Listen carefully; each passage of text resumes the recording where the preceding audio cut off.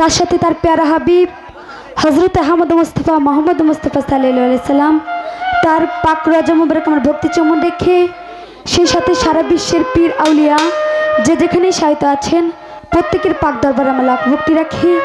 আমার নাম চাঁদনী সরকার, আমার উস্তাদের নাম চন্দ্র সরকার।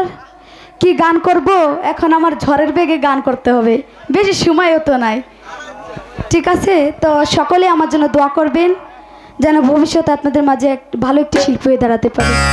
আমার জন্য সবাই দোয়া করবেন। হ্যালো, এই